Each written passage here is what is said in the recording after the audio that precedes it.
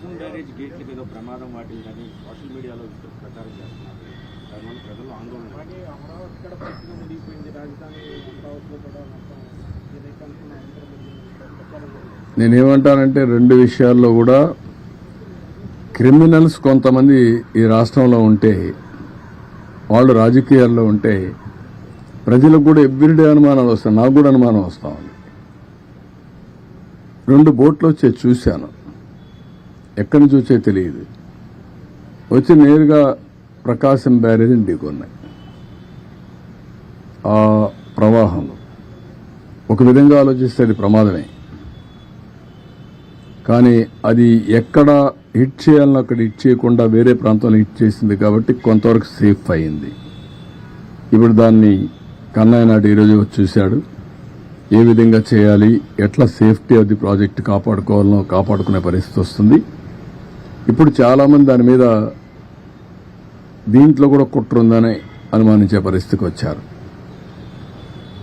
Prima facie నేను ఆలోచించలేదు, కానీ ఒకసారి వివేకానందరెడ్డి మర్డర్ చేసి గుండెపోటని చెప్పగలిగిన వాళ్ళు ఇలాంటివి కూడా చేయొచ్చేమో. వి కెనాట్ ఇది ఈరోజు రేపల్లి ఏదైతే బండి ఉందో అక్కడ పెట్రోలింగ్ పెట్టే పరిస్థితికి వచ్చాం ఈ దొంగల కోసం, నేరస్తులతో. ఎప్పుడన్నా ఆలోచించామంటే పెట్రోలింగ్ పెట్టాలని? నాకెప్పుడు లేదు. 1-2 సార్లు పెట్రోలింగ్ ఎందుకు పెట్టానంటే, నాగార్జున సాగర్ లెఫ్ట్ మెయిన్ కెనాల్లో రైతులు నీళ్లు రానియకుండా ఉంటే సమైక్య ఆంధ్రప్రదేశ్లో ముఖ్యమంత్రిగా చివరి భూములకు నీళ్లు తేవడానికి పెట్రోలింగ్ పెట్టి డిఎస్పీని ఆర్డీఓని పెట్టి నీళ్లు తీసుకొచ్చాను. నౌ క్రిమినల్స్ ఎవరైనా కానీ బ్రీచెస్ చేస్తారేమో అనే భయంతో ఇప్పుడు పెట్రోలింగ్ పెట్టమని చెప్పాను నేను డీజీపీకి, ఇప్పుడు సిఎస్కి ఇద్దరికి. What is the fate? Amaravati ఎందుకు పనిగట్టుకొని మీరు ప్రచారం చేస్తున్నారు మునిగిపోయిందని? మీరు చూడండి, ఒక విష ప్రచారం వైఎస్ఆర్ కాంగ్రెస్ పార్టీ దానికి సంబంధించిన బ్లూ మీడియాలోనే స్టార్ట్ అవుతున్నాయి. ఇదే పని పెట్టుకున్నారు. ఇదే పని పెట్టుకొని ప్రతి ఒక్క దాన్ని విష ప్రచారం చేస్తూ మభ్యపెట్టే విధంగా చేసే పరిస్థితి వచ్చారు. కొన్ని ఇక్కడ ఇంకా ఎస్టాబ్లిష్ చేయలేదు, కానీ అనుమానం వచ్చే పరిస్థితి కూడా వస్తుంది. కానీ ఎవరిని వదిలిపెట్టను, చాలా ఫర్మ్గా ఉంటాం. గుడ్ల వల్లేర్లు ఏంటంటే మీ పని? సిగ్గుందా మీకు? 300 వీడియోలు ఉన్నాయా? ఇవన్నీ తీశారా? అన్ని యూనివర్సిటీలో తీస్తున్నారా? ఎవరు చెప్పాడు మీకు? అంటే ఆ పిల్లల భవిష్యత్తు అవసరం లేదు మీకు? ఓసారి అక్కడ జరిగిన సంఘటన పట్ల పిల్లలు ఆవేశంగా ఉన్నారు. ఆవేశంగా ఉంటే రాజకీయ నాయకుడిగా, ఒక ఎల్డర్లుగా నా బాధ్యత ఏంటి?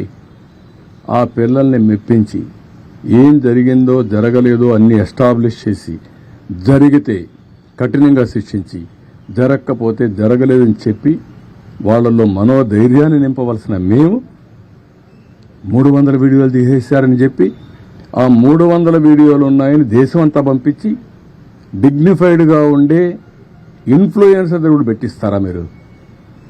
ఏమనుకుంటున్నారు మీరు? ఒళ్ళు దగ్గర పెట్టుకోవాలా.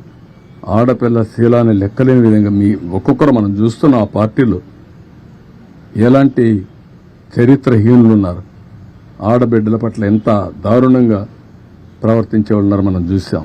కనీసం వాళ్ళపైన యాక్షన్ తీసుకోకుండా ఏమీ లేనిది ఇక్కడ నెపమేసి ఆడబిడ్డల భవిష్యత్తుని అంధకారంలో పెట్టే పరిస్థితికి వస్తున్నారు. కబద్దారు గుర్తుపెట్టుకోండి. అందుకే నేను ఒక టాప్ లెవెల్ ఎక్స్పర్ట్స్ కమిటీ వేశాను, పోలీస్ ఆఫీసర్లు వేశాను. నిగ్గుదేలుస్తాం. అది నిగ్గుదేల్చడమే కాదు, ఆ తర్వాత ఇలాంటి తప్పుడు కేసులు పెట్టిన వాళ్ళు కూడా నోటీసులు చేంజ్ చేయాలని చేస్తాం.